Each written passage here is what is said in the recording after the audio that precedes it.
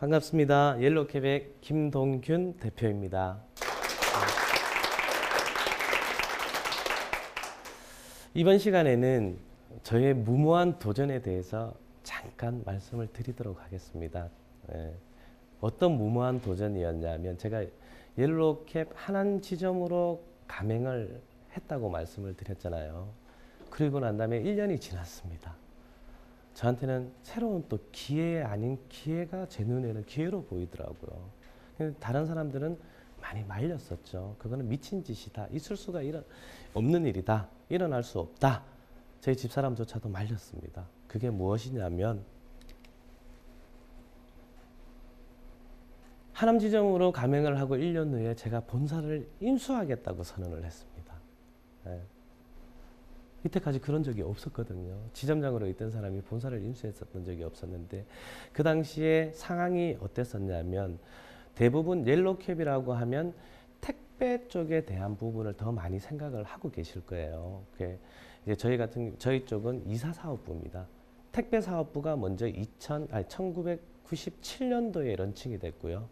이사사업부는 2003년도에 런칭이 되었습니다. 그리고 이사사업부는 택배사업부에 월 이제 라이센스료를 계속 주면서 홀딩스 컴퍼니 개념으로의 별도의 법인 회사였었어요. 그 회사에 가맹 사업을 진행을 하고 있었고 그 중에 저는 하남 지점장으로 활동을 하고 있었는데 이 택배 본사와 기존에 있던 이사 본사의 대표와의 충돌이 있었던 거예요. 그리고 경영에 대한 심각한 문제성이 있으면서 이사 사업부에 대한 회사가 점점점 위태로운 상태로 가고 있었던 거죠. 그래서 저는 저 나름대로 이 회사를 살릴 수 있는 방법에 대해서 나름대로 구상을 해봤어요. 충분히 살릴 수 있는 기회가 있더라고요. 그래서 저는 그 본사 대표한테 몇 번이나 그런 부분들에 대한 걸 건의를 올렸었습니다. 근데 묵살하더라고요. 그래서 이 회사를 이대로 둔다라면 우리 지금 전국에 있는 이 지점장들이 모두 다 밖으로 나앉게 생겼는데 이대로 두면 안 되겠다 싶어서 무작정 택배 대표 이사를 만나러 갔습니다. 근데 택배 대표 이사님이 만나 주셨겠어요? 안 만나 주시더라고요. 제가 10분이 지나고 20분이 지나고 30분이 지나고 지나가는 그 직원들한테 계속 부탁을 했었어요. 옐로우캡 이사 하남 지점장인데 택배 대표님과 꼭 말씀을 나누고 싶은 게 있으니까 제발 좀 만나게 해달라. 그랬더니 전부 다 못 만나게 하더라고요. 만날 수 없다. 약속이 되신 게 아니면 만날 수 없다. 그리고 나가달라. 이렇게 했는데 계속 버텼습니다. 그냥 나가면 진짜 못 만나잖아요. 계속 있으면 화장실이라도 가실 거 아니에요. 그래서 1시간이 지나고 2시간이 지났어요. 사람들이 저를 째려보더라고요. 그냥 사람 취급을 하질 않더라고요. 나중에는. 그러면서 저한테 계속 나가달라고 하셨는데 계속 버티고 있으니 본부장이라는 분이 한 분이 오셨어요. 도저히 이제 제가 갈 생각을 안 하고 있으니까. 그리고 회의실에 잠깐 들어갑시다 하면서 저보고 앉으라고 하면서 그 사람이 앉기 전에 저한테 뭐라고 했냐면 당신 같은 사람 처음 봅니다. 비즈니스를 하는 사람이 이렇게 버릇없는 거 처음 봤습니다. 그러면서 제 앞쪽에 앉으셨는데 회의 테이블에 이제 의자에 엉덩이를 앉히시고 회의 테이블에 다리를 2개를 딱 올리시는 거예요. 저 정면에서. 그러면서 팔짱을 끼시면서 읊어보세요. 도대체 뭔 얘기인지 읊어보세요.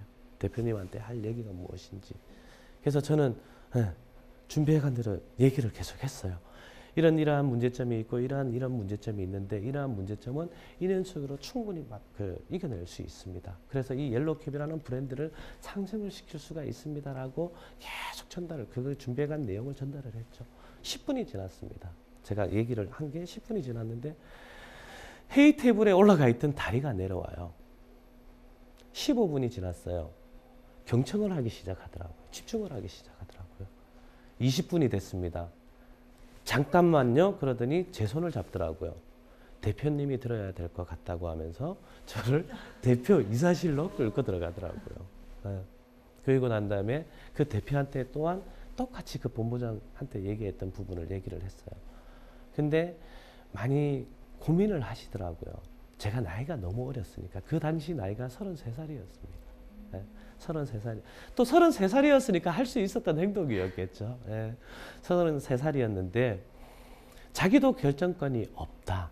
그 대표이사도. 왜냐하면 그분 또 월급을 받는 대표이사였기 때문에 그룹에 회장님이 계시는데 그 회장님의 결정이 떨어져야지만 된다. 근데 보고를 올리기가 참 부담스럽다라고 얘기를 하시더라고요. 그래서 부탁을 했죠. 단 한 번만 그 회장님과 독대할 수 있는 시간을 달라고, 기회를 달라고 계속 때를 썼어요. 그리고 난 다음에 그러면 알겠다, 보고는 한번 해보겠다 이러고 난 다음에 답을 받고 돌아왔죠. 한 달이 지났습니다. 연락이 없어요. 다시 찾아갔어요. 이제 제 얼굴을 모르는 직원들은 없으니까 회의실로 그냥 들어가라고 하더라고요. 어차피 가라고 해도 안 가는 사람인 거 알잖아요. 3시간을 있었는데. 그리고 끝내는 대표님을 만나고 왔었잖아요. 그러니까 회의실로 들어가세요 이러더라고요. 그래서 회의실로 들어가서 또 이제 대표이사랑 얘기를 했죠. 만나게 해주십시오. 너무 부담스럽다. 그 책임은 내가 떠안아야 되는데 부담스럽다. 저도 인정을 합니다. 네, 왜냐하면 저를 그날 처음 봤는데 저를 어떤 부분을 믿고 그런 부분에 대한 걸 또 건의를 하겠습니까? 그 부분은 제가 회장님과 풀겠습니다. 대표님한테 책임 전가를 하지 않는 그 한도 내에서 제가 풀겠습니다. 한 번만 만나게 해주십시오. 이렇게 간절히 부탁을 했었어요. 네, 간절히. 그리고 난 다음에 2주 후에 연락이 왔어요. 본부장한테서. 오늘 회장님이 김 사장님을 만나고 싶으니까 몇 시까지 오십시오. 그 자리에서 준비를 해서 차를 몰고 갔습니다. 도착했더니 약속 시간보다 2시간 일찍 왔더라고요. 네. 2시간 일찍 갔는데 일부러 일찍 갔어요. 혹시 시간 맞춰서 가다가 혹시라도 차가 문제가 있을 수도 있고 사고가 날 수도 있고 아니면은 그 또 차가 밀려가지고 약속 시간을 어기면은 안 된다라고 저는 생각을 했거든요. 2시간 전에 가서 계속 그 바깥에서 건물 밖에서 기다리고 있었어요. 시간만 계속 보고 있었죠. 그리고 난 다음에 딱 10분 전에 엘리베이터를 눌러서 올라갔습니다. 그랬더니 바로 회장님 방으로 안내를 하더라고요. 그래서 회장님하고 독대를 한 상태에서 똑같이 본부장한테 얘기했던 그 내용을 대표님한테 얘기했던 내용을 회장님한테 했어요. 딱 10분 들으시더니 야, 이제 그만해도 될 것 같아요. 이렇게 얘기하시더라고요. 회장님이. 그리고 한 템포 쉬시고 계속 웃으시는 거예요. 꿀꿀꿀 거리시면서 호탕하게 웃으시더라고요. 이게 뭐지? 내가 실수를 했나? 이렇게 혼자 나름대로는 불안했었죠. 그랬는데 회장님이 막 웃으시더니 김 사장 보니까 나 30대 초반에 내 모습 보는 것 같아. 한번 해봐. 할 수 있을 것 같아. 그 자리에서 저한테 그렇게 주시더라고요. 그래서 너무 감사하다. 회장님 그런데 조건이 하나가 더 있습니다. 그랬어요. 뭐냐고 얘기를 하시더라고요. 지분을 100%를 제가 가졌으면 좋겠습니다. 그리고 이 이사사업부에 대한 경영에 대해서는 회장님도 관여를 안 하셨으면 좋겠습니다라고 얘기를 했어요.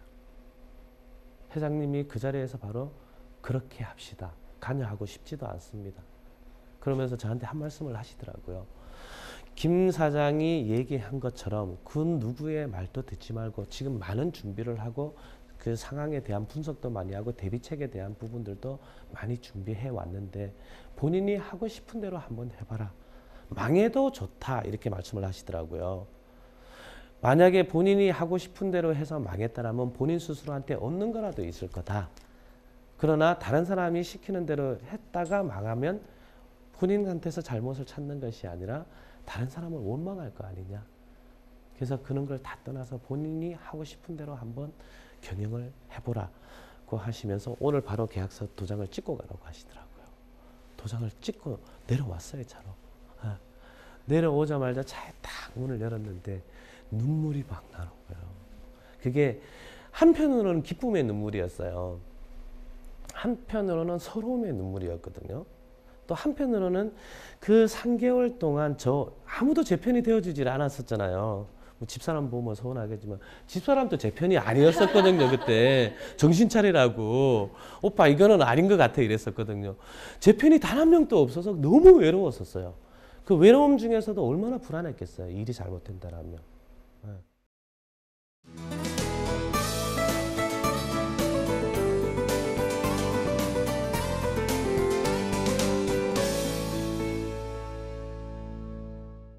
그리고 난 다음에 눈물을 흘리고 난 다음에 사무실로 돌아왔습니다.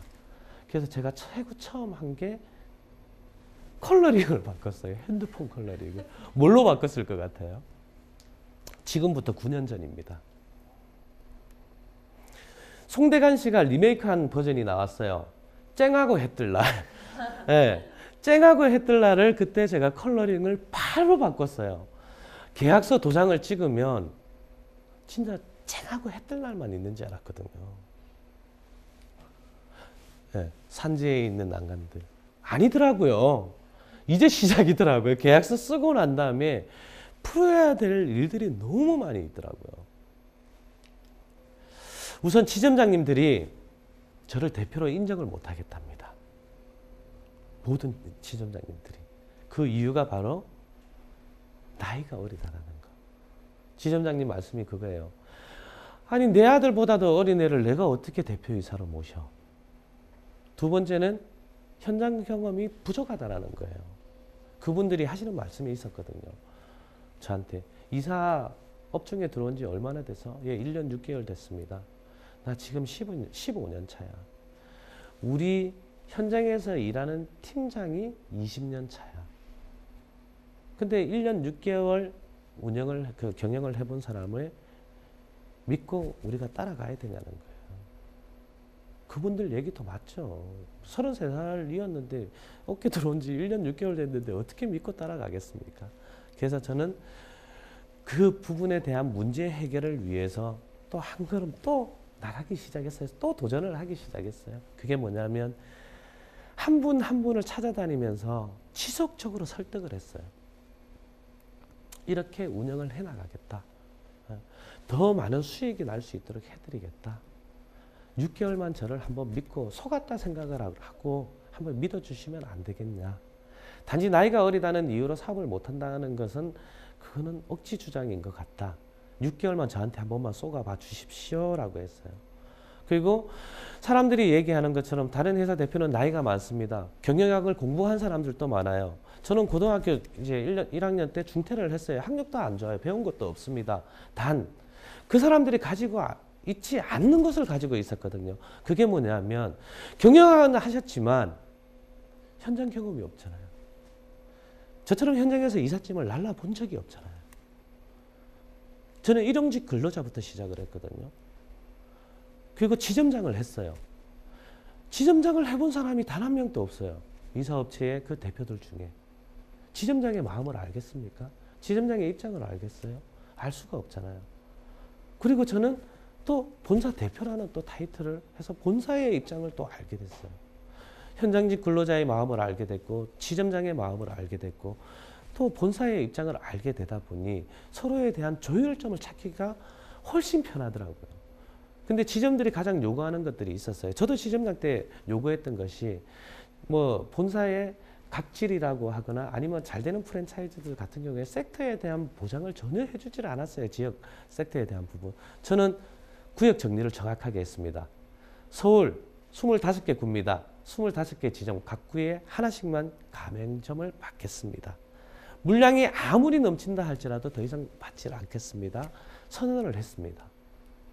지금 현재까지 모든 이사 업종에서 이 내용을 시도하거나 지킨 업체는 단 한 군데도 없습니다. 저희는 제가 이제 본사를 인수해서 대표이사를 9년 동안 지금 해왔는데 현재까지도 이 규정은 지키고 있습니다. 그러면서 지점장님들을 설득해 나가기 시작했어요. 공격적인 마케팅. 그 당시에는 오프라인 광고에서 온라인 광고로 전향할 시점이었었거든요. 연세들이 많으신 분이다 보니까 온라인 마케팅에 대한 부분이 좀 많이 약하셨어요. 야, 인터넷 가지고 누가 검색을 해가지고 그거를 찾아가지고 뭐 신청을 하니 이러셨거든요. 그 당시에는 전단지 붙이는 거, 스티커 떼서 전신지나 아니면 벽보에 붙이는 거, 아니면 막 인쇄한다든지, 아니면은 벼락신문에 광고를 내는 거, 전화번호부에 이렇게 광고를 내는 거였었어요. 그게 고작이었거든요. 그래서 온라인 마케팅을 통해서 공격적인 예, 그런 이제 또 물량을 만들어내게 됐죠. 그리고 본사와 지정가의 가장 불신의 부분이 마지막 부분이에요. 뭐냐면 이 오다가 접수가 되잖아요. 고객한테 접수가 되면 본사의 어떤 지시의 말을 잘 듣는 지점장이나 본사에 정기적으로 뇌물을 상납하는 지점장님들한테는 좋은 물량에 대한 우선권이 지금 사람이다 보니까 그렇게 가게 돼 있어요. 가게 돼 있는데 저는 본사를 운영을 하면서 최초에 이제 개발했던 게 자동 분배 시스템이에요. 사람의 손을 타지 않고 오다가 자동으로 토스가 되는 거예요. 지역이 명확하게 저희는 섹터가 정해져 있지 않습니까? 상담원이 접수를 받고 등록을 하는 동시에 그 해당 지역에 있는 지점으로 자동 토스가 됩니다. 사람이 뺄 수가 없어요. 그래서 본사와 지점 간의 신뢰를 훨씬 더 가깝게 하게 되었어요. 그리고 이 지점장님들이 이제 이삿짐 센터를 하거나 지점장님들이 가장 힘들어하는 부분들도 있었고 또 고객분들이 힘들어하는 부분들이 있었어요. 이사를 하면서 혹시 이사하면서 파손 때문에 좀 머리 아프셨던 분 혹시 계세요? 네. 이게 파손을 하면 옛날 같은 경우에 파손했으니까 물려주세요 이러면 이사하는 사람들이 저희 먹고 살기 힘들어요. 좀 봐주시면 안 돼요 이러고 그냥 막 얼렁뚱땅 넘어가시기도 했잖아요. 근데 그게 뭐 거의 그 무마할 수 있는 금액의 수준이면 무마를 한다지만 고객의 입장에서도 무조건 무한적으로 그걸 무마시킬 수는 없는 거거든요. 그래서 사람이 하는 일이다 보니까 사고는 일어날 수밖에 없습니다. 사고는 일어날 수밖에 없는데 그 부분을 어떻게 대책을 세워야 될까 고민을 했죠. 또 한 발자국 걸어 나갑니다. 그게 뭐냐면 제가 보험회사 본사에 연락을 해서 사람들을 다 불렀어요. 왜 일본에 있는 이사화물 배상 책임 보험이 우리 한국에는 안 만들어 주냐?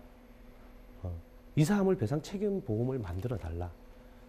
그래야지 고객도 그 업체를 신뢰할 수 있을 거고 파손이 되었을 때 보상을 정확하게 받을 수 있을 거고 이사 업체에서도 마찬가지로 그 보상에 대한 부분을 보험을 정기적으로 넣으면서 큰 금액이라고 하더라도 어떠한 큰 부담 없이 처리를 해줄 수 있지 않겠느냐라고 해서 업계 최초로 이사화물 배상 책임 보험을 만들어서 저희 지점장님들이 더욱더 안전하게 운영을 할 수 있도록 그렇게 또 이제 진행을 했습니다.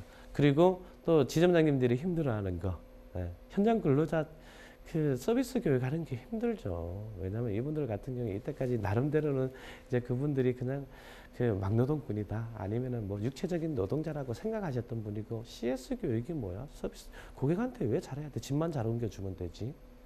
집만 안 부셔지고 잘 옮겨주면 되지. 그런 분들이었잖아요. 그래서 이런 분들을 본사에서 이제 그 장소를 정해서 교육 장소를 정해서 외부 강사를 또 불러서 초빙을 해서 정기적으로 그 현장에 나가는 분들에 대한 CS 교육을 진행을 하게 됐어요. 변화가 일어났죠.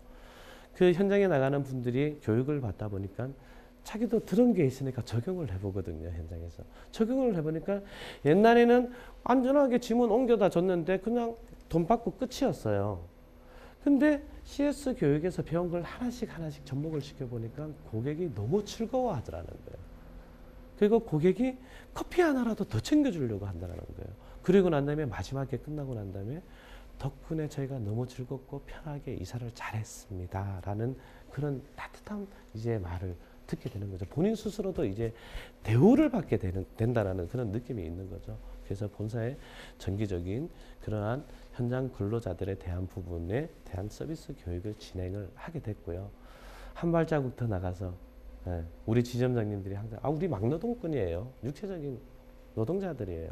근데 아니거든요. 아주 전문적인 기술을 보유하고 있는 서비스 업종에 있는 웨딩 플래너처럼 무빙 플래너들이에요. 예전에 10년 전, 15년 전에는 친구분들과 용달차 한 대를 불러서 운반을 할 수가 있었어요. 근데 지금은 가구가 대형화가 되지 않습니까? 맞죠? 그리고 가구가 다 조립화가 되고 있어요. 그리고 가전이 전부 첨단화가 되고 있어요. 일반적인 그 고객분들이 운반을 할 수 없는 시스템이에요. 무게도 많이 나가고 기술적인 부분이 너무 많이 들어가고 근데 이분들 같은 경우에는 2년, 3년, 4년, 5년 노하우를 통해서 계속 그러한 부분을 기술을 다 습득하신 분들이거든요. 그러면서 본인들이 본인에 대한 직업에 대한 부분을 떳떳하게 생각을 하지를 못하는 거예요. 이분들에게 좀 자부심을 심어줄 수 있는 게 무엇일까? 자긍심을 심어줄 수 있는 게 무엇일까? 자기 직업에 대한 소중함을 또 다른 사람한테 떳떳하게 얘기할 수 있는 방법이 무엇일까라고 고민을 하게 됐죠. 그래서 제가 생각해낸 또 다른 도전이 무료이사였어요. 자기들 나름대로 내가 먹고 살기가 힘든데 내가 어떻게 사회에 기여할 수가 있어? 내가 먹고 살기 힘든데 내가 누구를 도와줘? 먹고 사는데 지장이 없는 분들이거든요. 근데 뭐 진짜 재벌들처럼 그렇게 돈이 없다라는 거지. 자기들 먹고 사는데 전혀 지장이 없는 사람들이에요. 풍족하게 먹고 살 수 있는데 그 돈을 쓰는 방법을 몰랐던 거예요. 그래서 이 무료 이사를 어떻게 진행을 하게 됐냐면 한 지점당 매월 한 건씩 그 지점에 속해져 있는 시, 군, 구와 MOU 협약을 맺어서요. 그쪽 이제 관공서에서 추천하는 이제 장애인 가정이라든지 독거노인이라든지 소년소녀 가정이라든지 아니면 한부모 가정, 다문화 가정에 대한 추천서를 받아서 매달 한 건씩 무료 이사를 진행하게 됐어요. 처음에 어떻겠습니까? 저희 지점장님들이 막 즐거워했겠어요? 하기 싫어서 그랬죠. 너무 하기 싫다고 내 돈을 들여가지고 왜 저 사람들한테 무료 이사를 해줘야 되냐 이랬는데 강제로 했어요. 근데 한 번 나갔다 오시더니 이게 돈은 나갔는데 남한테 자기가 베풀어 주면서에 대한 자기한테 다가오는 기쁨이라는 그 감정이 그 돈으로 환산할 수 없는 그러한 뿌듯함을 느끼게 된 거예요. 아, 나는 그냥 사람들이 막노동꾼이라고 해서 그냥 막노동꾼이고 그렇게 살아야 되는지 알았는데 내가 사회에 기여할 수 있는 사람이 되네. 내가 다른 사람을 도와줄 수 있는 역할을 할 수가 있네. 다른 사람이 그러고 나니까 나를 바라보는 시각이 틀려지네.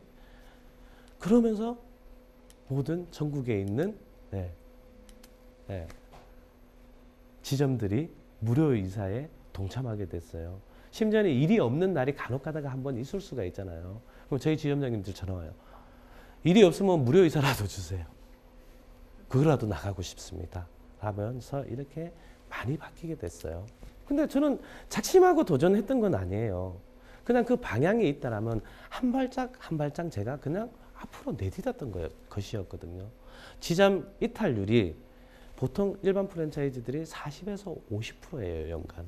근데 저희는 7%대로 아주 많이 낮아졌습니다. 지점들에 대한 수익이 150%에서 200%가 상승을 했어요. 그리고 70개 지점에서 100개 지점으로 확장이 되면서 전국의 모든 지역을 커버할 수 있는 그러한 네트워크를 형성하게 됐습니다. 그리고 저희 이사사업부가 그렇게 라이센스 사용료를 내면서 이제 저희가 이제 홀딩스 컴퍼니 개념이라고 했잖아요. 2015년 6월 1일 날 그 옐로캡이라는 브랜드를 그 그룹에서 저한테 양도양수를 해주셨어요. 한 7년 동안 이 브랜드를 키워오는데 막대하게 그렇게 기여를 했다라고 해서 우선권을 저한테 줘서 옐로캡이라는 브랜드는 지금 현재 택배에서도 사용을 할 수가 없습니다. 그래서 저희 이사사업부에서만 사용을 할 수 있는 거고 그걸로 통해서 지금 현재 작년도부터 해서 옐로캡 플라워라고 하는 사업부 법인이 또 만들어졌고요. 지금 현재 여러 가지의 생활 물류에 대한 부분으로 확장을 해 나가려고 합니다. 그리고 마지막으로 저희 지점장님들도 마찬가지지만 저도 마찬가지로 우리의 도전은 지금 또 진행형이다. 한 군데 멈춰서 이렇게 살아갈 수는 없지 않습니까? 어떻게든 한 발자국씩 움직일 거 아니에요. 그 한 발자국 자체가 하나의 도전이라고 생각을 하시고 제가 지금 이제 방향을 잡은 그 도전의 방향은 어디냐 하면 이사 단일 업종으로 코스닥 상장을 하는 게 제 목표입니다. 코스닥 상장을 하게 되면 저희 이제 바라보는 이사 업종에 대한 바라보는 시각이 이제 많이 틀려질 거고요. 또 전문화된 인력이 양성이 될 거고 그리고 또 그 코스닥 상장이 된다면 그곳에 일하는 분들에 대한 처우가 훨씬 더 많이 좋아지지 않을까 싶습니다. 여러분들도 지금 현재 고민거리가 있는 분이 있을 거예요. 또 힘들어 하시는 분들도 있을 거예요. 방향성을 못 찾는 분들도 있을 겁니다. 그러면 이제 제가 감히 말씀을 드리고 싶다면 그런 걱정하시지 마시고 우선 발을 내디뎌 보시면 될 것 같아요. 발을 내딛어야지 나중에 이 방향이 틀리다, 틀리지 않다라는 걸 알 수 있지. 지금 이 자리에서 움직이지 않은 상태에서는 이 방향이 틀린지 아닌지는 가보지 않은 상태에서는 모르거든요. 그래서 그러한 하루하루의 지금 현재 여기 오시는 것뿐만 아니라 또 돌아가시는 것까지도 모든 것이 도전이라고 생각을 하시고 힘을 내시고 오늘 또 활기찬 하루를 보내셨으면 좋겠습니다. 감사합니다.